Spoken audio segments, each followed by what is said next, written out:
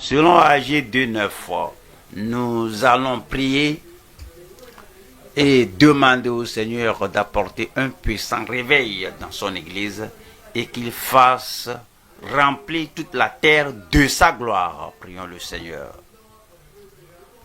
Que la gloire de Dieu remplisse la terre et que son Église soit réveillée. Qu'il remplisse son Église d'un puissant réveil. Au nom de Jésus, nous prions. Selon Matthieu 16:18, nous allons déclarer que les portes du séjour des morts ne prévalent point contre l'Église de Dieu. Prions le Seigneur. Que les portes du séjour des morts ne prévalent pas contre l'Église de Dieu.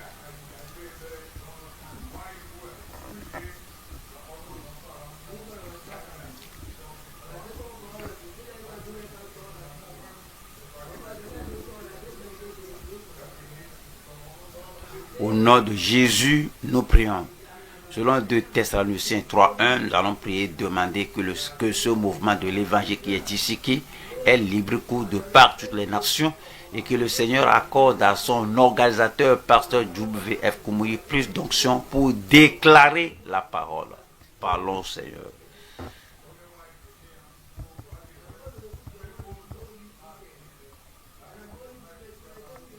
Au nom de Jésus, nous prions. Selon Isaïe 1:27, nous allons prier que le Seigneur préserve et établisse, affermisse tous les convertis de nos programmes d'évangélisation. Parlons au Seigneur.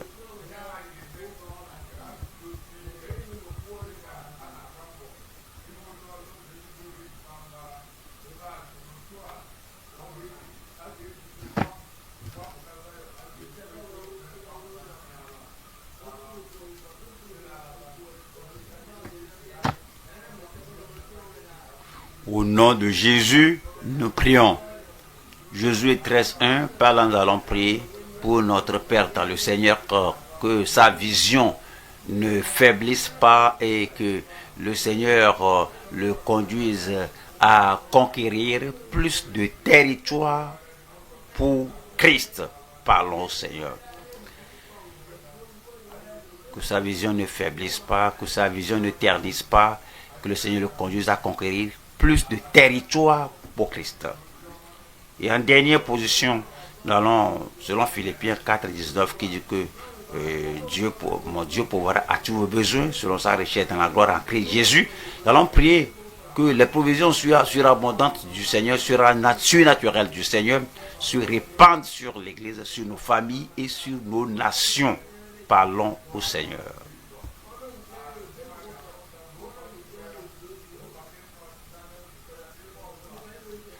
C'est l'heure maintenant de louer le Seigneur, l'apprécier, de nous avoir exaucés. Il nous a exaucés. Louons-le, disons-le merci.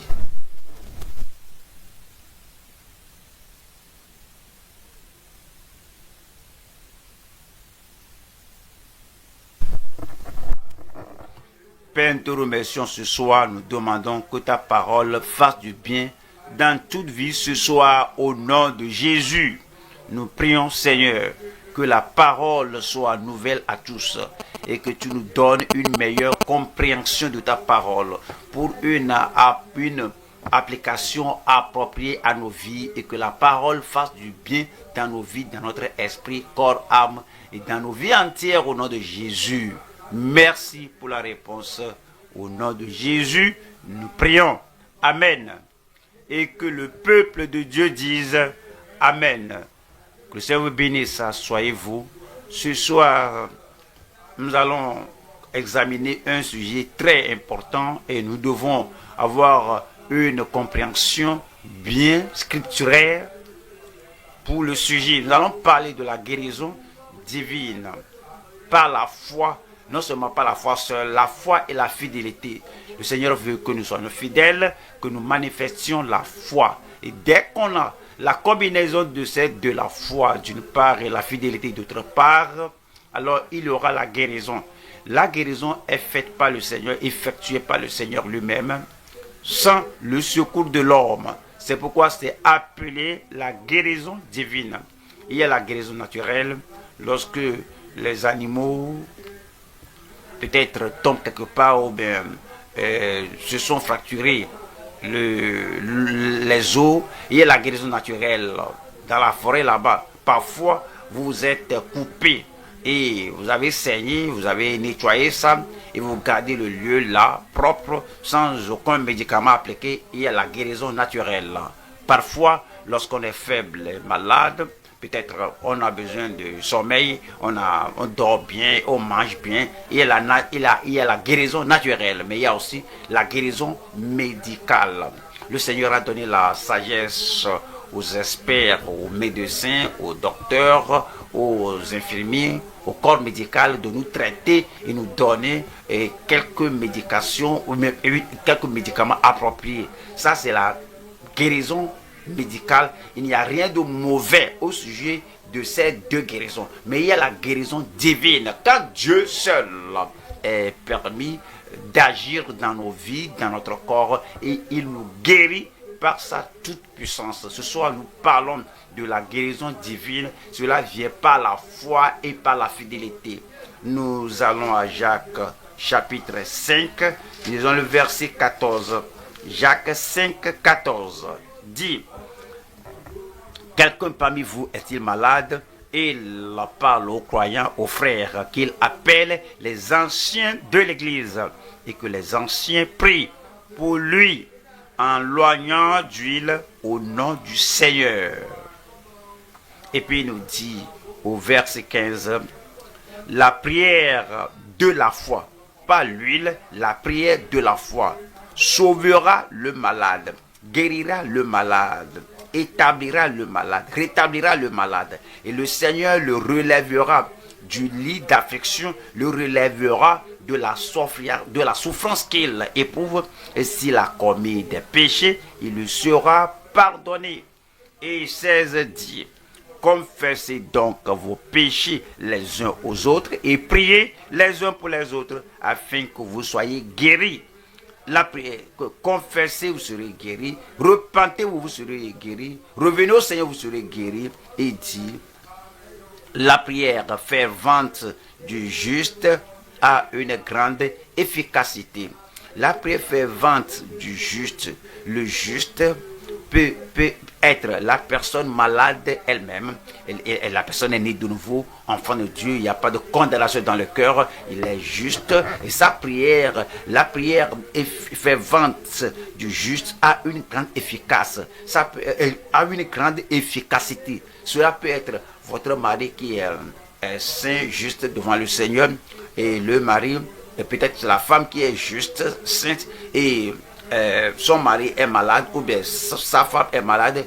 Donc le mari prie pour la femme, ou la femme prie pour le mari. Donc la prière fervente du juste a une grande efficacité. Peut-être ce sont les membres qui doivent prier pour les enfants, qui doivent prier pour les parents, ou bien un membre de l'église qui est juste, qui doit prier pour quelqu'un d'autre. Alors la prière efficace, la prière fervente du juste a une grande efficacité. Peut-être la prière du pasteur pour le troupeau de Dieu, la prière fervente du juste a une grande efficacité. Et la prière des anciens, la prière des dirigeants, alors sera efficace dans votre vie au nom de Jésus-Christ. Nous allons voir 3 points ce jour. La première partie, nous allons voir les premières et anciennes guérisons par la guérison divine. Nous allons voir les guérisons, les premières et anciennes guérisons par la guérison divine. Alors nous allons voir nous allons voir ici les causes fatales et fréquentes d'une guérison refusée. Parfois un enfant de Dieu est malade, un croyant malade, et la personne, peut-être les gens qui sont avec nous, et puis on a prié, il n'y a pas de réponse, mais on doit rechercher quelle est la cause. Alors, les causes fatales et fréquentes d'une guérison refusée. Et nous allons voir la troisième partie qui est nous allons voir la condition oubliée et existante pour la guérison divine. La condition que le Seigneur a donnée, on a prié, on dit, mais pourquoi on n'est pas guéri? Il y a la condition que le Seigneur a donnée, et ces conditions-là sont toujours existantes, sont efficaces ce jour. Voyons le premier point, nous allons voir les premières et anciennes guérisons par ou bien à travers la guérison divine. Et nous allons voir cette guérison divine et dans la vie des premières personnes qui étaient guéries avant nous. Et donc, quand on voit Ézéchias qui était malade, était guéri, on voit 2 Rois chapitre 20, le verset 1 qui dit que en ce temps-là, Ézéchias fut malade à la mort. Le prophète Esaïe, fils d'Amos, vint auprès de lui et lui dit, ainsi parle l'Éternel, donne tes ordres à ta maison, car tu vas mourir et tu ne vivras plus. Ici, nous voyons dans la Bible Ézéchias qui était malade et il fut roi, le roi du peuple de Dieu. Et le prophète est venu, au lieu que le prophète ait prié pour lui, il lui a dit, mais donne tes ordres à ta maison, car tu mourras et tu ne vivras pas. Voilà le verset 2 qui dit, Ézéchias tourna son visage contre le mur et fit cette prière à l'Éternel. Voici la prière qu'il prie lui-même. Il prie pour lui-même. La première chose qu'il a fait, ou bien la première chose qu'on doit faire quand on tombe malade, il faut prier. Si quelqu'un est dans l'affliction, qu'il prie. Quand vous êtes malade, il ne faut pas oublier les promesses que vous avez, les provisions que vous avez, les possibilités que vous pouvez prier et le Seigneur vous exaucera. Le Seigneur m'exaucera. Voyons le verset 3 qui dit, ô Éternel, souviens-toi.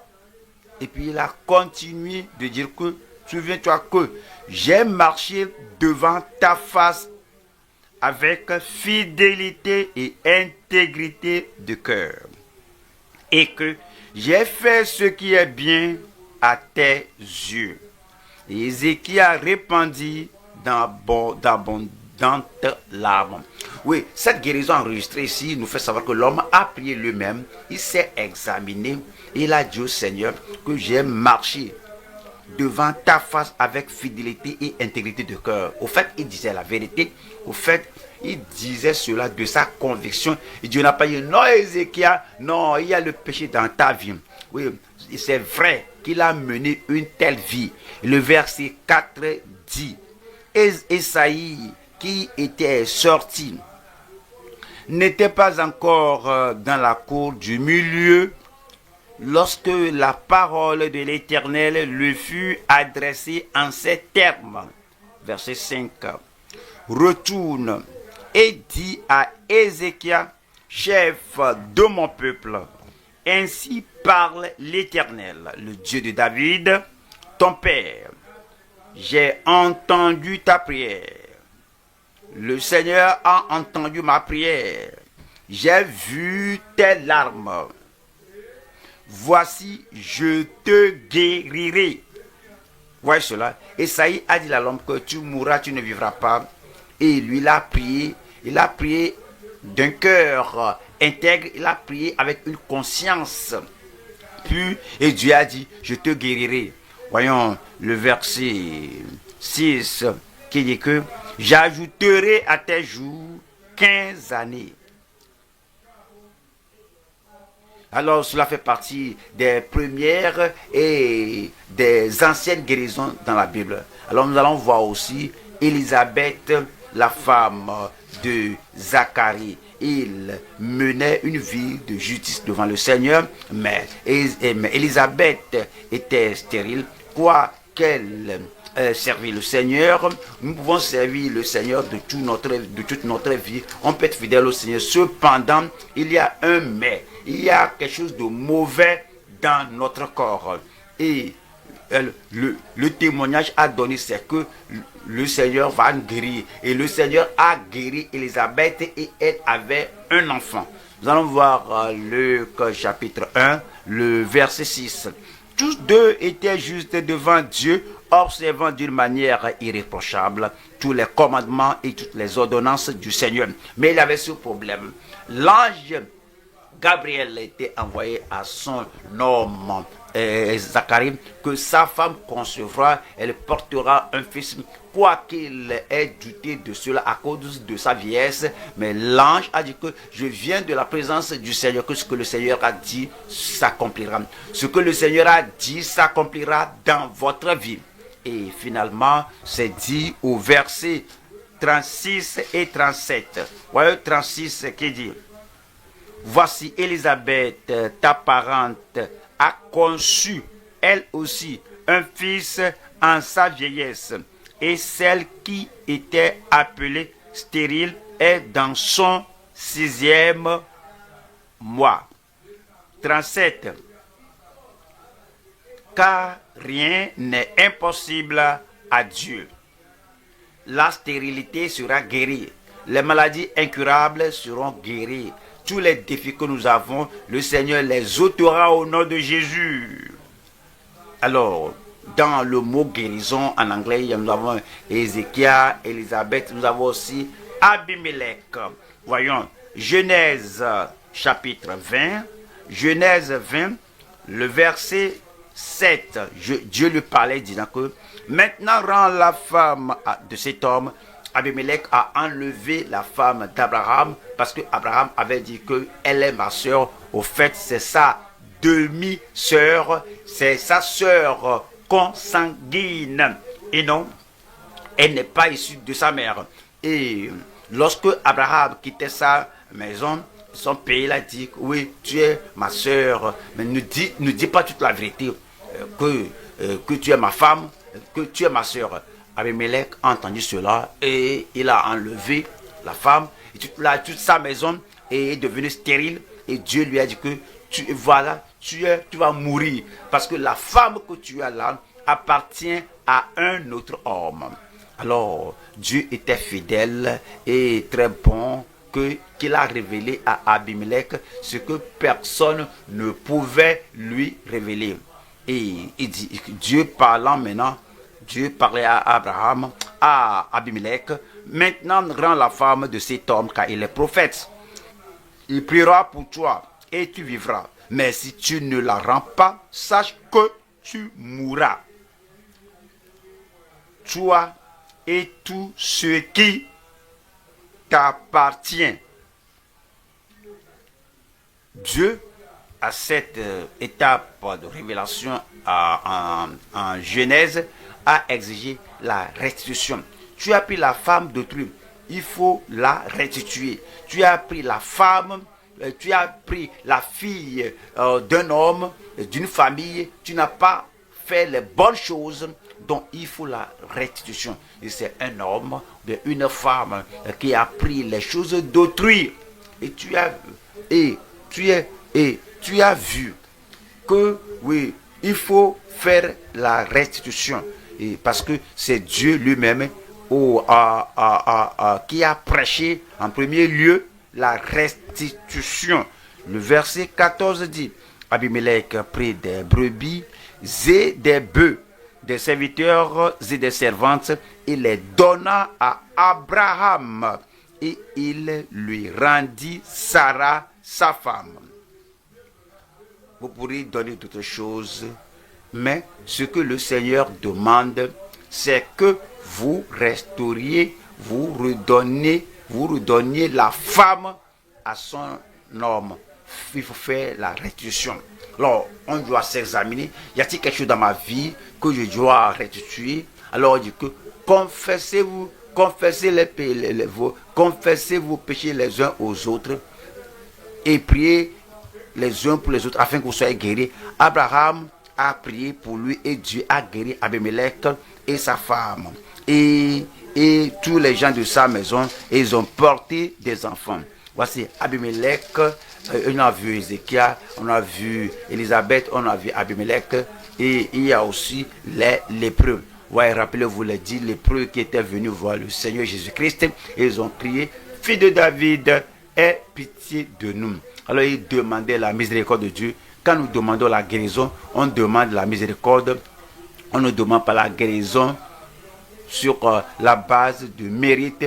Que Dieu, tu dois me faire ceci, je fais ceci, je fais cela, tu dois me guérir. Je fais ceci, je ne fais pas cela, tu dois me guérir. Non, nous venons sur la base de la miséricorde. Et le Seigneur Jésus-Christ a dit que allez vous montrer au sacrificateur, ça veut dire que vous êtes guéris. Alors, il n'allait pas se montrer au sacrificateur s'il n'était pas guéri, parce que Christ a affirmé leur guérison. Alors il n'a pas prié pour eux, il n'a rien fait de spécial. Lorsqu'il allait, ils étaient tous guéris. Alors plusieurs fois, on dit que oui, nous avons prié, le Seigneur vous a exaucé, et alors quand vous allez, vous verrez la guérison. Et les gens qui croient cela, comme il allait, alors les guérisons se manifestent dans leur vie au nom de Jésus. La lettre qui suit, c'est Israël. Israël aussi était guéri. Voyons, Psaume 100, Psaume 105, le verset 37. Il fit sortir son peuple avec de l'argent et de l'or, et nul ne chancela parmi ses tribus. C'est la guérison de tout Israël. Dieu est un bon Dieu. Il a usé de miséricorde de son amour. Il a usé de sa puissance sur tous ceux qui lui appartiennent. C'est dit dans le psaume 107, le verset 20 dit, il envoya sa parole et les guérit. Il les fit échapper de la fosse. Alors il a fait cela en ce temps-là. Et il est Dieu et il ne changeait pas. Il le fera dans nos vies au nom de Jésus-Christ. Voyons maintenant Naaman.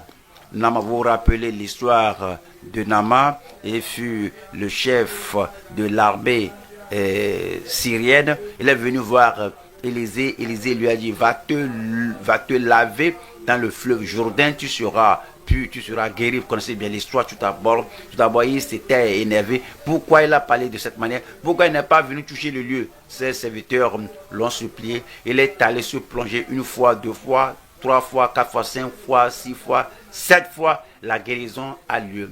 Parce que ce sera toujours selon ce que le Seigneur vous a dit. Comme le Seigneur nous a donné la promesse disant que fais ceci, fais cela, tout ce que vous demandez à mon nom, je le ferai. Le Seigneur accomplira sa parole dans votre vie au nom de Jésus. Il y a aussi la femme païenne. La femme païenne, en Marc, chapitre 5, le verset 25. Oh, il y avait une femme atteinte d'une perte de sang depuis 12 ans. Marc 7, 25. Car une femme dont la fille était possédée d'un esprit impur entendit parler de lui et vint se jeter à ses pieds.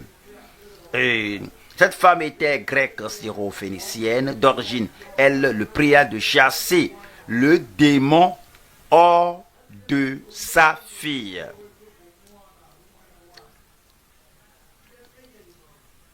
Lorsque vous connaissez bien la réponse du Seigneur, qu'il était envoyé aux enfants d'Israël, qu'il n'est pas bon de donner le pain des enfants aux chiens. Il dit que oui, mais les chiens mangent les miettes qui tombent de la table du maître. Jésus a dit que ta foi est grande, qu'il te soit fait selon ta foi. Et sa fille était guérie aussitôt. Et puis elle est rentrée chez elle, elle a vu que sa fille était guérie. Tous ces gens-là, alors nous donnent des principes.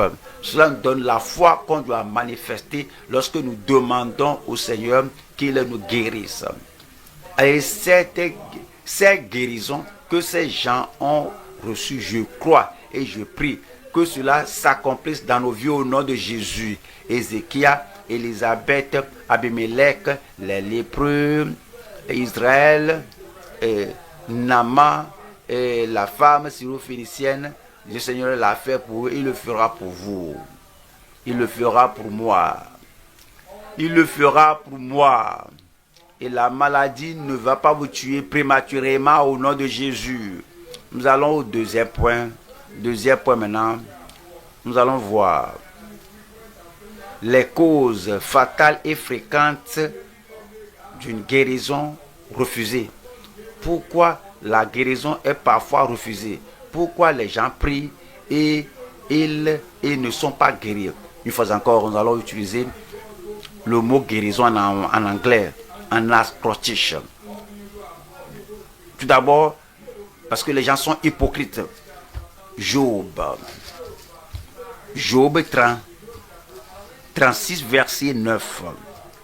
Il dit que il leur dénonce leurs œuvres, leurs transgressions, leur orgueil. Il y a des gens qui pêchent, continuent de pêcher. Ils pêchent, ils continuent de pécher. Ils pêchent une fois, parfois beaucoup, et que leurs péchés sont arrivés au point que Dieu dit que ceci là c'est trop, que tu vas au-delà de tout. Et Dieu dit que ils ont transgressé excessivement. Le verset 10 dit, il les avertit pour leur instruction. Il les exhorte à se détourner de l'iniquité. Dieu veut qu'ils reviennent à lui, qu'ils se détournent de l'iniquité. Et voyons le verset 12. Le verset 12. S'ils n'écoutent pas, ils périssent par le glaive. Ils expirent dans leur aveuglement.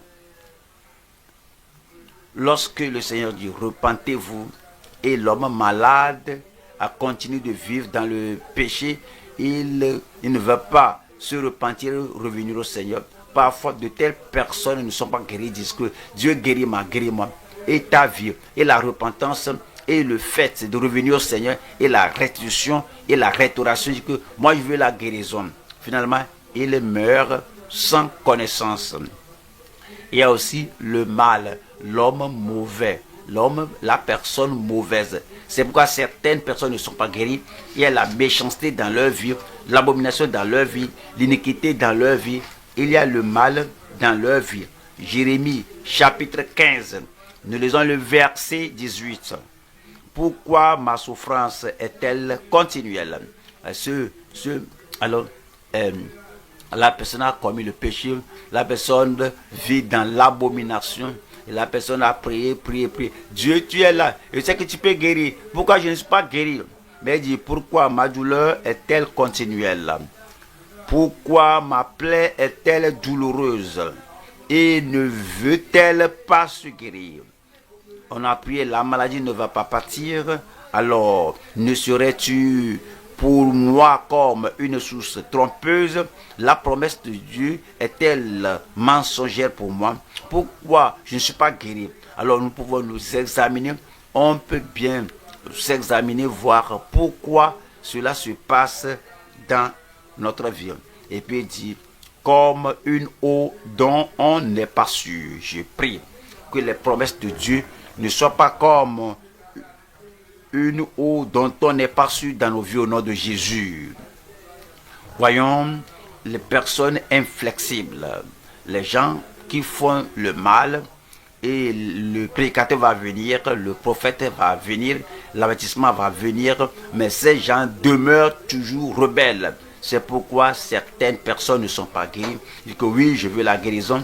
Je suis allé à la croisade, j'étais allé à l'heure de réveil, on a prié, j'ai fait une retraite de prière, mais on n'est pas guéri. Pourquoi? Parce qu'il y a quelque chose à laquelle vous vous accrochez et vous êtes rebelle.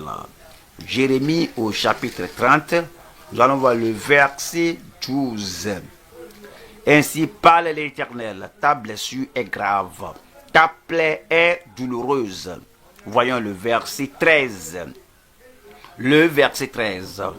Verset 13 nous dit, verset 13, nul ne défend ta cause pour bander ta plaie. Tu n'as ni remède, ni moyen de guérison. Parfois, même les médicaments, les comprimés, les soins qu'on donne, oui, ne marchent pas, parce que Dieu dit, et abandonne ce péché, et repens-toi de ce péché. Alors il faut amender ta vie, viens au Seigneur, la guérison est facile, mais la personne reste inflexible. Et le verset 14 dit, tous ceux qui t'aimaient t'oublient, aucun ne prend souci de toi, car je t'ai frappé comme frappe un ennemi. C'est le Seigneur lui-même qui parle ici et dit, ceci-là provient de moi. Et si tu vas être guéri, tu ne vas pas rester désobéissant, inflexible dans ton mal. Alors, je vais te guérir. Je t'ai châtié avec violence à cause de ta multitude de tes iniquités. 15. Pourquoi te plaindre de ta blessure, de la douleur que cause ton mal, est à cause de la multitude de tes iniquités. Alors, du grand nombre de tes péchés, que je te fais souffrir ces choses. Alors, le Seigneur a fait ces choses. Les gens qui pêchent, qui transgressent, le trouvent difficile d'avoir ou de garder la guérison divine. Alors, il y a aussi ceux qui sont cupides. Ils convoitent d'autres choses et les choses qu'ils convoitent ne vont pas leur permettre d'avoir la guérison qu'ils cherchent. Ils convoitent après ceci, cela, ils courent après ceci, cela. Même, ils ont même certaines de ces choses, mais la guérison, ils n'en ont pas. Psaume 78, verset 30. Ils n'avaient pas satisfait leur désir. Ouais, ils ont de mauvais désirs. Ils n'avaient pas satisfait leur désir. Ils peuvent écouter des messages, des avertissements. Le Seigneur peut même leur donner des révélations que ta voix est perverse devant moi. Mais ils n'avaient pas satisfait leur désir. Ils avaient encore leur nourriture dans leur bouche. Et qu'ils avaient encore leur nourriture dans la bouche. Le verset 31. Verset 31. Lorsque la colère de Dieu s'éleva contre eux. La colère de Dieu s'éleva contre eux. Il frappa de mort les plus vigoureux. Il abattit les jeunes hommes d'Israël. Nous allons au psaume 100. Psaume 106. Psaume 106, verset 13. Mais ils oublièrent bientôt ses œuvres. Ils n'attendirent pas l'exécution de ces deux saints. Les gens qui se précipitent et que je vais faire ceci, je vais faire cela, et ils ne cherchent pas le conseil de Dieu. Alors, et que eux là, ils sont imbus d'eux-mêmes. Alors c'est eux seuls.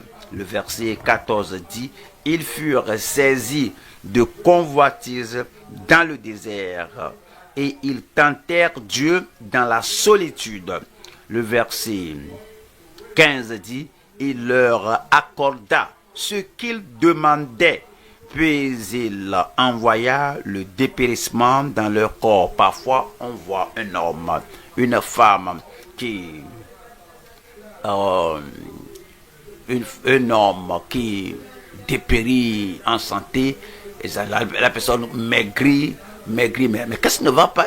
Je mange bien, mais voici ce qui m'arrive. Pourquoi ne pas s'examiner pour voir? Oui, si peut-être tu as un mauvais désir, parfois tu soupires après quelque chose, tu veux quelque chose, et vraiment tu es très décidé de l'avoir. Dieu dit, abandonne cela, je vais te guérir.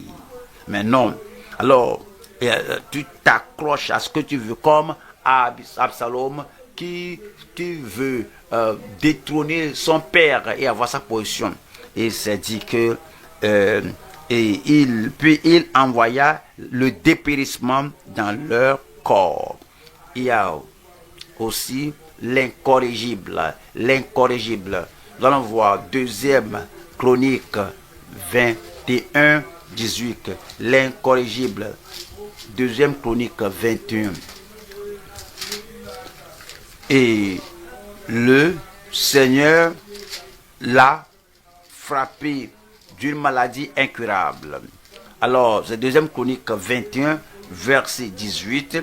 Le Seigneur a envoyé des messages vers lui et il est resté incorrigible. Alors, y a-t-il des gens, y a-t-il quelqu'un dans notre église ici qui entend la parole? Tu l'entends, la parole est sortie le lundi, mardi, jeudi, samedi, dimanche, à la cellule, on écoute, on entend la parole, mais si on demeure incorrigible et la parole qu'on entend ne change rien dans notre vie, cela ne nous impacte pas, on veut écouter, on en jouit. Cependant, nous sommes incorrigibles, nous devons craindre les maladies, le jugement et l'infirmité qui viendront à la suite. Et nous allons voir aussi les non-conformistes. Et voici le chemin, marchez-y. Ils ne vont pas obéir. Voici ce que le Seigneur veut et exige dans votre vie. Cependant, la personne ne va pas se conformer à la parole de Dieu. Les non-conformistes, parfois, quand ils sont malades, et la maladie, dans la maladie, ils disent guéris-moi, guéris-moi, guéris-moi. Mais il faut obéir à la parole de Dieu. Et alors, prête ton cœur, tes oreilles, ta vie à la parole de Dieu.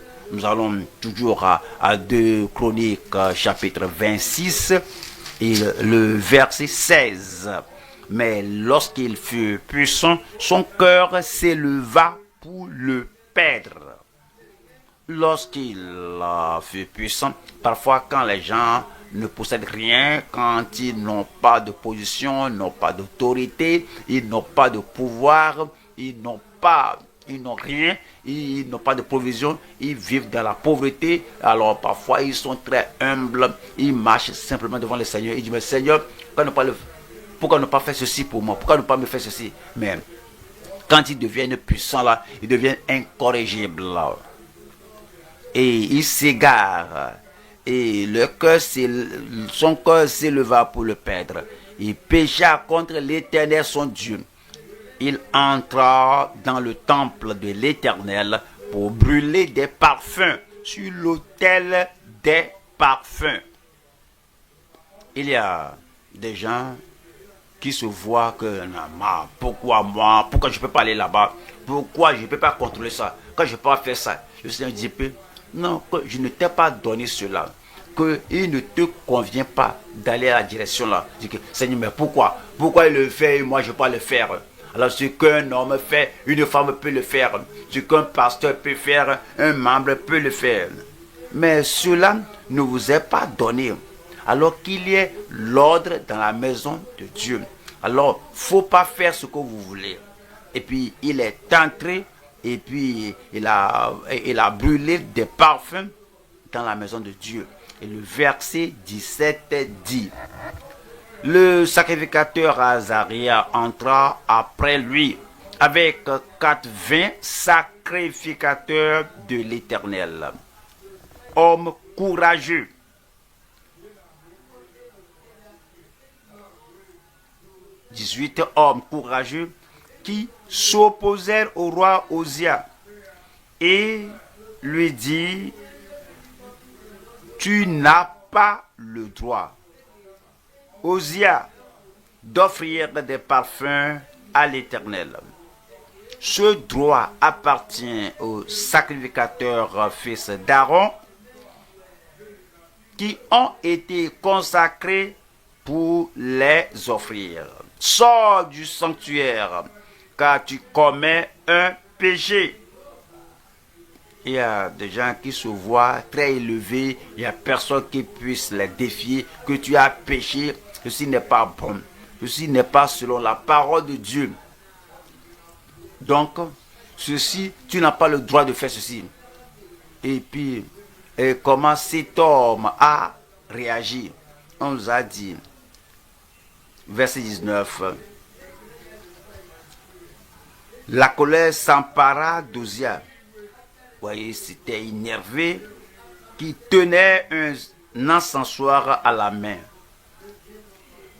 Et comme il s'irritait contre les sacrificateurs, la lèpre éclata sur son front en présence des sacrificateurs dans la maison de l'Éternel, près de l'autel des parfums. Il pouvait éviter cela. Beaucoup de maladies peuvent être évitées, beaucoup de maladies ne doivent pas venir sur nous, mais quand nous abandonnons notre position et nous commençons à nous plonger dans ceci, dans cela, alors alors on vit dans l'incorrigibilité et dans le non-conformisme. Alors il n'y a plus de bornes, on fait ce qu'on veut, on fait tout. Alors les choses mauvaises, les bonnes choses, ce qu'on doit faire, ce qu'on ne doit pas faire, quand on les défie, alors ils s'énervent. Et puis le jugement de Dieu, alors les abat, la maladie vient. Il y a aussi Géasi, ouais, vous connaissez bien l'histoire. Naaman est venu recevoir la guérison divine. Alors, il a dit à l'homme de Dieu de recevoir des cadeaux de sa mère. Élisée, le prophète, a dit non, qu'on a reçu gratuitement, on doit donner gratuitement. Il a supplié, mais Élisée a dit non. Et puis il était parti, comme il s'en allait. Géasi a dit, mais comment on peut perdre toutes ces choses, des habits de rechange, l'or et l'argent. Elle a couru après lui. Il a menti disant que oui, on vient d'accueillir, de recevoir certains visiteurs et mon maître Élisée m'envoie recevoir ceci de toi. Et puis il a reçu des choses de l'homme là. Il est venu cacher ça dans sa chambre. Et alors Élisée a dit que Géasi, mais où étais-tu? Quand je suis ici à tout moment, ton serviteur n'est allé nulle part. Et Élisée a dit que mais mes yeux ne vont-ils pas avec toi lorsque tu suivais l'homme là et tu as reçu ceci et cela? Et il a dit que la lèpre de Naaman viendra sur toi. Aussitôt, alors il était blanc comme la neige. C'est le jugement du Seigneur. Et personne avec le don de guérison ne peut guérir l'homme là. Il est devenu incurablement lépreux à cause du péché. Donc nous comprenons que les maladies viennent sur des gens, les infirmités abattent les gens, même la mort comme Ananias et Saphira, même la mort abat les gens, même les Corinthiens, beaucoup d'entre vous étaient malades, beaucoup d'entre vous étaient faibles, beaucoup se sont endormis, beaucoup dorment parce qu'ils étaient morts à cause de leur péché. Je prie que Dieu nous aide afin d'éviter ces causes fatales de guérison refusée au nom de Jésus. Un bon amen. Numéro 3 maintenant. Nous allons voir la condition oubliée et existante de la guérison divine. Beaucoup d'entre nous oublient la condition de la guérison divine. Vous allez voir que la première fois que Dieu a fait l'alliance de guérison, il a dit que si tu écoutes attentivement la voix de l'Éternel ton Dieu et que tu observes tout ce qui est bien, tout ce qui est bon devant lui, et il dit que je ne te frapperai d'aucune des maladies dont j'ai frappé les Égyptiens, car je suis l'Éternel qui te guérit. Alors il y a une condition. Il veut que nous écoutions sa parole. Il veut que nous y obéissions. Il veut que nous fassions ce qui est bon devant lui. On ne peut pas réclamer les promesses de Dieu pendant que nous fermons les yeux et que nous foulons au pied les promesses de Dieu. Alors le Seigneur dit, tu dis que Seigneur guéris-moi. Le Seigneur dit que écoute ma parole, tu détournes les yeux de l'Éternel. Quand vous ne recevez pas sa parole, quel droit avez-vous pour dire au Seigneur fais-moi ceci. Donc les deux vont de pair. L'alliance a la part humaine et le côté divin. Obéissez lui et vous guérira au nom de Jésus. Et voyons cette condition sous le mot sainteté. Toujours en anglais. Alors il y a l'humilité. Alors lorsque nous sommes humbles devant le Seigneur apporte la guérison. Nous allons à Ésaïe 57, 15.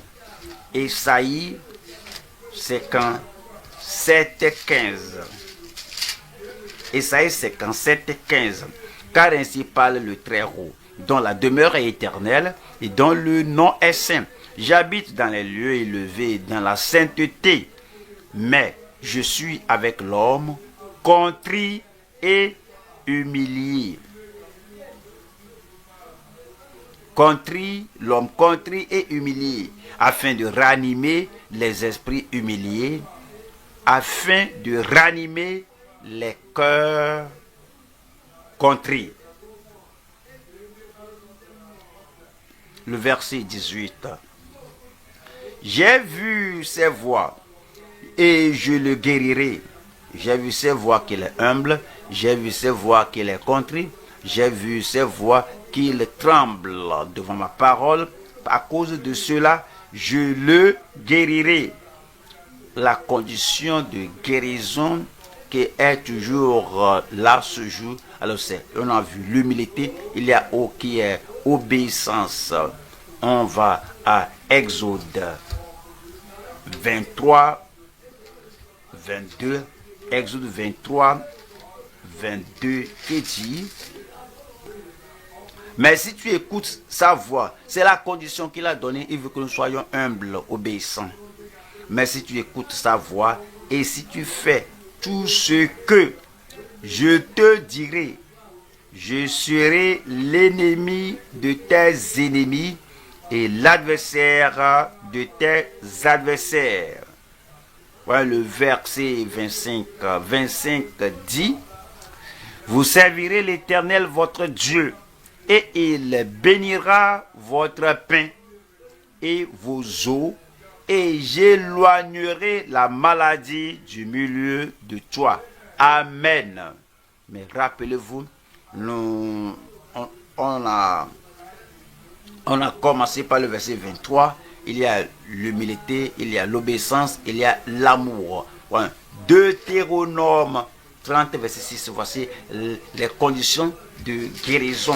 Cela dit ici que l'Éternel, ton Dieu, circoncira ton cœur et le cœur de ta postérité, et tu aimeras l'Éternel, ton Dieu, de tout ton cœur et de toute ton âme, afin que tu vives. Quand nous aimons l'Éternel, nous allons lui obéir. Quand nous l'aimons, nous allons lui répondre oui toutes les fois qu'il commande. Si nous aimons le Seigneur, nous allons faire tout ce qu'il nous dit de faire. Et si nous aimons le Seigneur et qu'il nous dit de rendre Sarah à Abraham, on doit le faire. Et si on aime le Seigneur et qu'on amène son offrande à l'autel, on se rappelle que quelqu'un de proche ou de loin a quelque chose contre nous. Vous le savez dans votre conscience que ceci n'est pas bon, ce que vous avez fait à la personne. Alors, si vous aimez le Seigneur, quand on aime le Seigneur, on va faire ce qu'il nous a dit de faire. On laisse l'offrande sur l'autel, on va se réconcilier avec la personne qu'on a blessée et on reviendra donner. Mais quand on continue avec les activités, on prêche et on démontre les dons, alors on piétine les gens, on n'en tient pas compte, alors on fait des choses contre la parole de Dieu, alors on ne pense à rien. Tout ce qu'on fait, c'est que je vais prêcher, oui, quand la maladie vient, et compris, on prie avec la conscience souillée, la conscience désobéissante. Alors, la prière pour la guérison, la prière pour la délivrance, la prière pour l'émancipation, n'a pas une telle réponse. Alors, nous devons aimer pour obéir le Seigneur. Et afin que tu vives. Voilà le verset 20 qui nous dit: pour aimer l'Éternel, ton Dieu, pour obéir à sa voix et pour t'attacher à lui, car de cela dépendent ta vie et la prolongation de tes jours. Et c'est ainsi que tu pourras demeurer dans le pays que l'Éternel a juré de donner à tes pères, Abraham, Isaac et Jacob. Il y a l'amour qui obéit au Seigneur. Il y a l'intercession. Alors pour la guérison, alors il y a l'intercession. Nous allons à Job 42, verset 10. Et si on voit quelqu'un qui est malade, beaucoup de vos amis vous accusent. Ils ont eu des choses terribles de vous et ils vous accusent.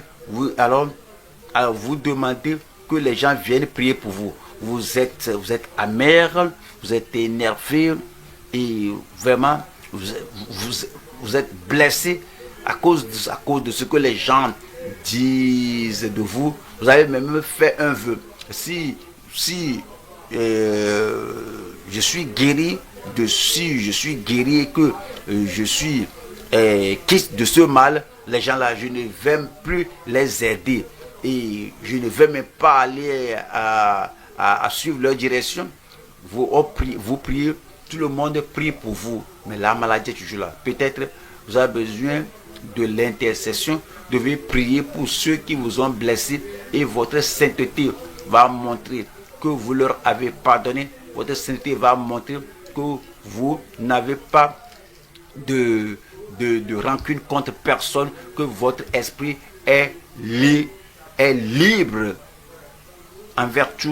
Et Job 42, verset 10 dit: l'Éternel rétablit Job dans son premier état, quand Job eut prié pour ses amis.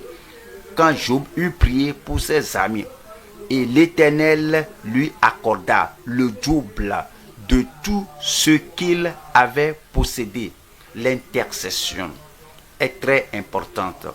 Il y a aussi la nouveauté de vie, la nouveauté d'attitude, la nouveauté dans tous les aspects de votre vie. Vous n'êtes pas lourd, vous n'êtes pas une personne attristée, vous n'êtes plus négatif, vous êtes positif, vous ne regardez pas les choses négatives, vous êtes devenu une nouvelle personne dans le Seigneur. Nous allons aux Éphésiens chapitre 4, Éphésiens 4, 23.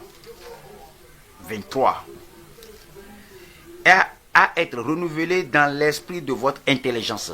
Quand on vient connaître le Seigneur, on connaît le Seigneur,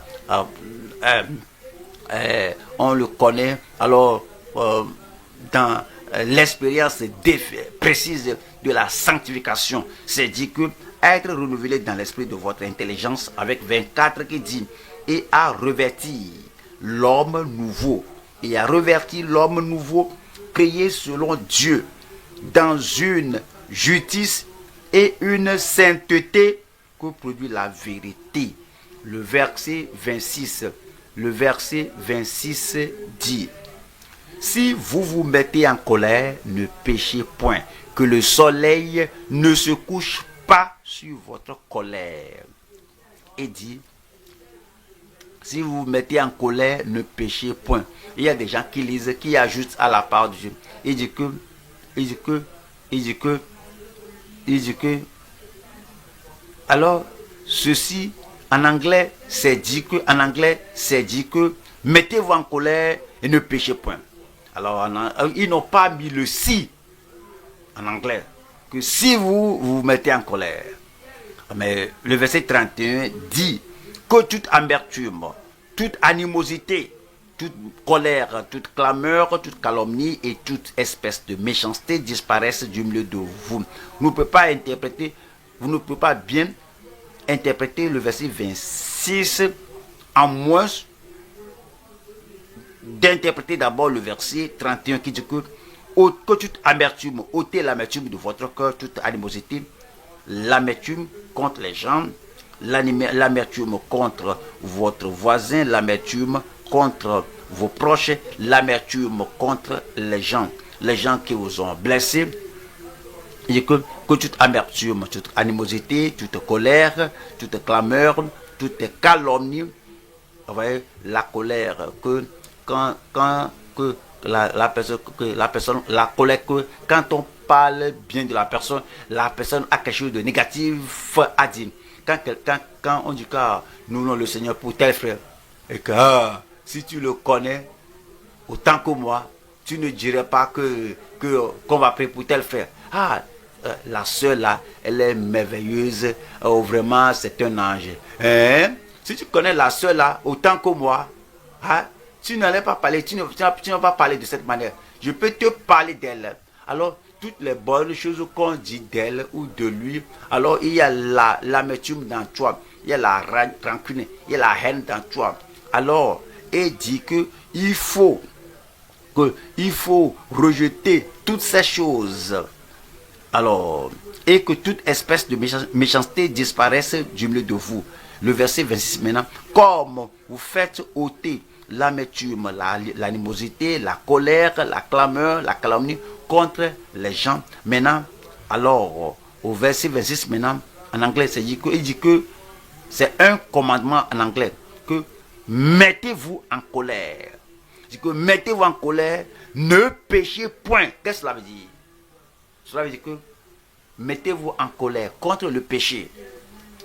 Alors, parce que un visage de colère va chasser le bavard. Celui qui veut venir raconter, quelqu'un vient pour raconter l'histoire au sujet de tel frère, telle soeur.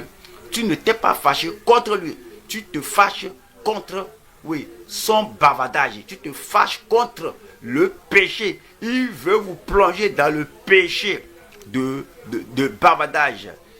Mettez-vous en colère contre le péché. 2.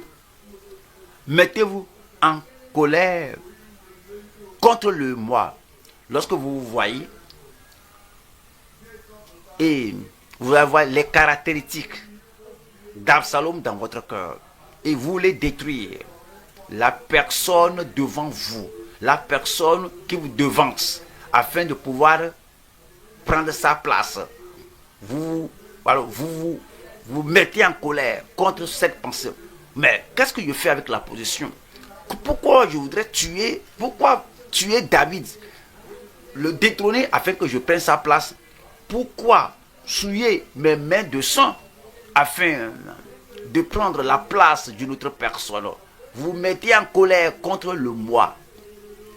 Lorsque Jacques et Jean disaient nous allons nous asseoir à ta gauche, à ta droite, ils devaient sinon avoir honte d'eux-mêmes. Lorsque Jésus a dit, mais ce n'est pas à moi de vous offrir cela, ils auraient même voulu se cacher. Pourquoi j'ai dit ça? Pourquoi demander cela? Alors il faut se fâcher contre le moi. C'est ce qu'on fait. Lorsque vous voyez aller à la mauvaise direction, et vous voyez que cette direction-là va amener le mécontentement de Dieu sur votre vie. Vous allez dire, comment pourrais-je avoir un tel cœur? Je professe être sauvé, je professe être sanctifié. Comment ceci peut être dans ma vie? Et que je veux vouloir même détruire quelqu'un d'autre, détruire quelqu'un, piétiner quelqu'un. Quel genre d'esprit qui veut agir en moi? Alors vous vous mettez en colère contre le péché, vous mettez en colère contre le moi. 3. Vous mettez en colère contre Satan. Vous vous énervez contre Satan. Satan vient. Et Satan dit que je vais te donner ceci. Si tu te prosternes, que toutes les choses que tu vois au bureau, si tu t'accordes avec moi, je vais te donner la position. Si tu viens en alliance avec moi et avec eux, et vraiment, et on a quelques sang, on prend ton prélève ton sang, on met ça, on fait comme ça, et Satan te pousse, que fais-le. Alors tu te fâches contre Satan. Je dis que je ne veux pas le faire. Arrière de moi, Satan. Alors tu dois te fâcher contre Satan, si tu souris avec Satan, Satan qui veut que tu succombes au mal, que tu tombes, qui veut que tu oublies ta vie chrétienne, alors il veut te donner ceci et cela, la popularité et toutes choses. Alors, en préparation pour la guérison et la santé devant le Seigneur, voici ce qu'on fait. On s'humilie. 2, alors on est obéissant. Alors, 3, on est aimable. Et 4, on intercède pour tout le monde. Et puis, on devient nouveau. Et puis, pas de colère dans notre cœur. Plus jamais de colère dans notre cœur au nom de Jésus. Donnez-moi un bon amen. Vous savez, Moïse ne s'était pas fâché contre lui-même. Il ne s'était pas énervé contre le péché. Ne s'était pas fâché contre Satan. Ce serait bon de se fâcher contre le péché. Ceci dit que oui, j'ai un tempérament que je dois ôter et chaque fois ça se plaint et il se fâche contre cela, contre lui-même. Et s'il se fâche contre Satan, si c'est qu'il se fâchait contre Satan, il serait bien, il l'aurait bien fait. Mais c'est fâché contre les gens. Vous, rebelles, vous allez faire sortir de l'eau du rocher pour pouvoir boire. Lorsqu'un faiseur de miracles, un prophète, un prédicateur se fâche contre les gens et non contre le péché, et non contre le moi, et non contre Satan, alors il va se trouver dans le problème. Méfiez-vous. Alors, il y a aussi le sérieux ou la ferveur. Le sérieux ou la ferveur. Voyons aussi. Jude 3. Jude 3. Jude 3. Bien-aimés, comme je désirais vivement vous écrire au sujet de notre salut commun, je me suis senti obligé de le faire afin de vous exhorter à combattre pour la foi qui a été transmise au sein une fois pour prise. Ouais, il y a le sérieux ou la ferveur qui fait partie de notre sainteté lorsque nous sommes physiquement faibles, lorsque nous avons des douleurs dans le corps, lorsque nous sommes malades, lorsque les gens sont malades. Ouais, d'habitude, on devient doux. Lorsqu'on est malade, on éprouve les douleurs dans le corps, on oublie la conviction, la tendance à compromettre la que me voici, je suis faible, me voici ici maintenant. Alors, c'est comme on a la pensée d'un malade, d'un bébé, un peu de choses là, on commence à pleurer, on s'attriste, on ne comprend pas que le sérieux, la ferveur fait partie de la sainteté. Oui, on est malade, on prie, mais on est devenu très faible, on oublie ce qu'on doit oublier. Celui-ci prie que moi je ne veux plus penser à cela, moi je veux sortir de cette maladie. Alors cela conduit à la compromission, à la faiblesse quand on est malade.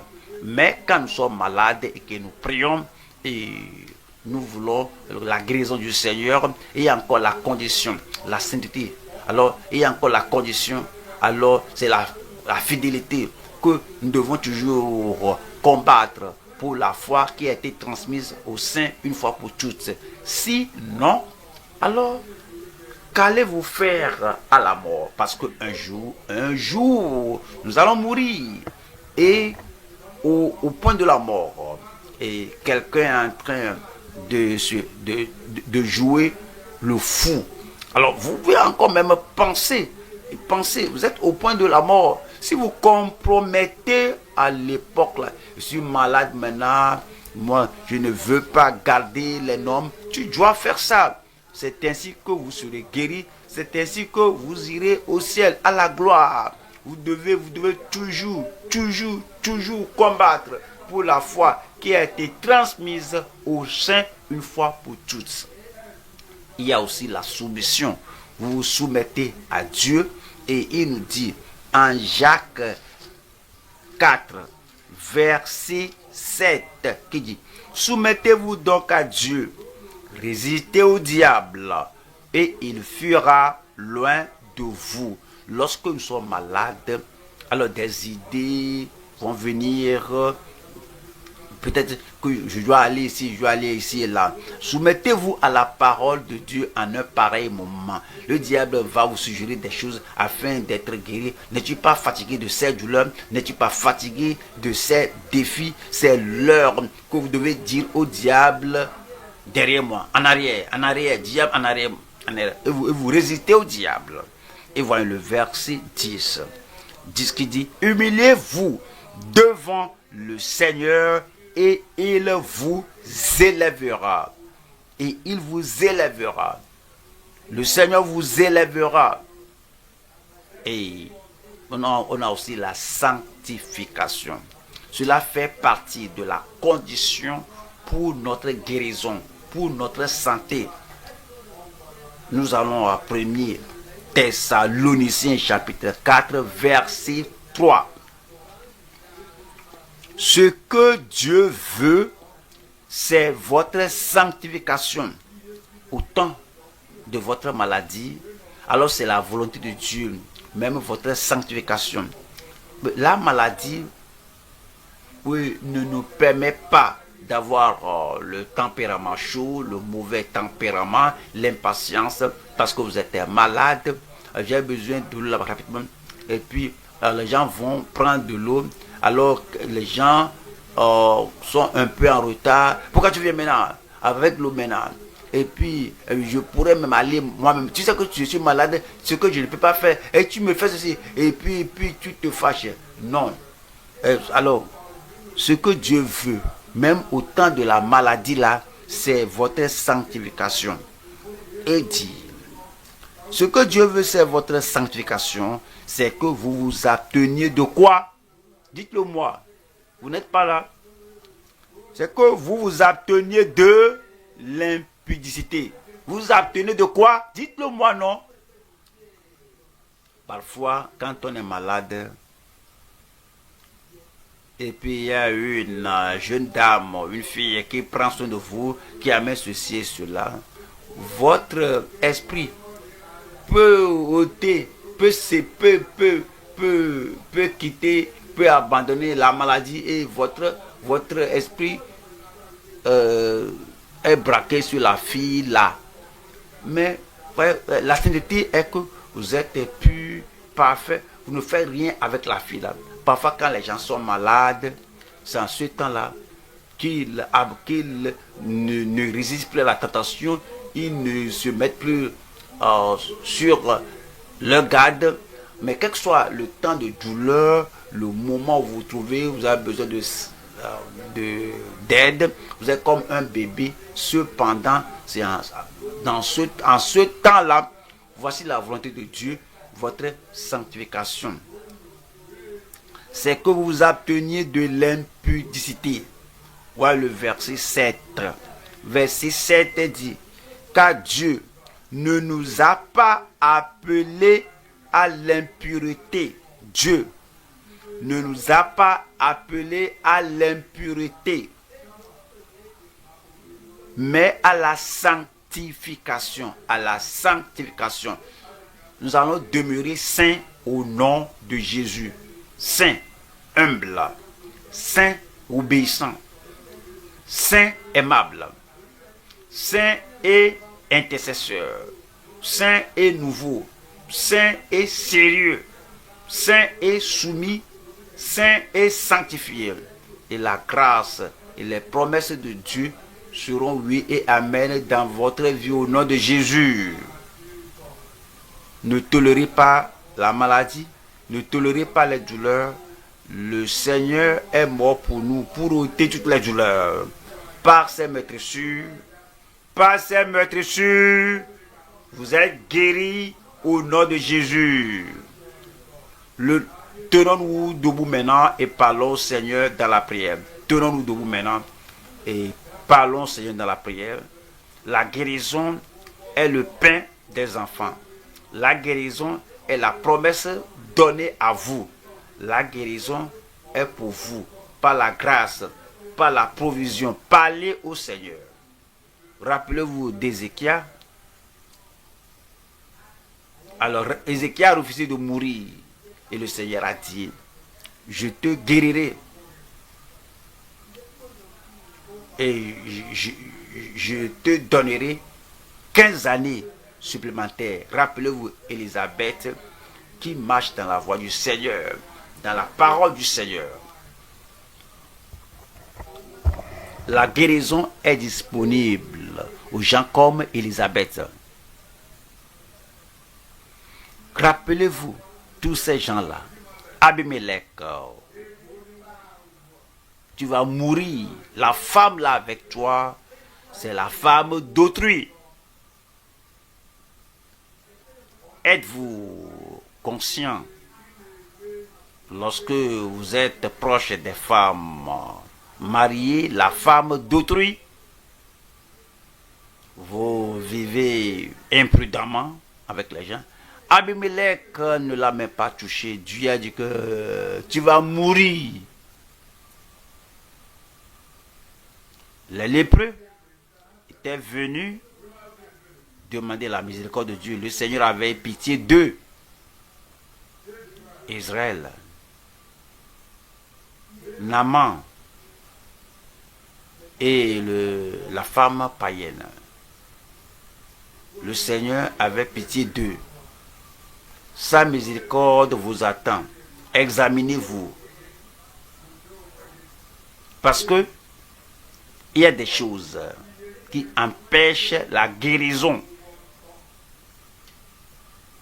L'hypocrisie empêche la guérison.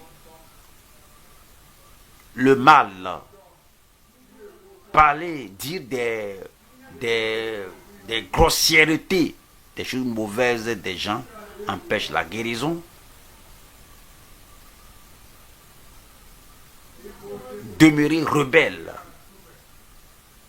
têtu. Ce que je vais faire, je vais le faire. Demeurer têtu. Être cupide, avoir la convoitise. Rester incorrigible. Être un non-conformiste. Vous connaissez la parole de Dieu, mais vous n'obéissez pas à la parole. Vous vivez comme Géasi. Mais en venant au Seigneur avec humilité ce jour, avec l'obéissance, et on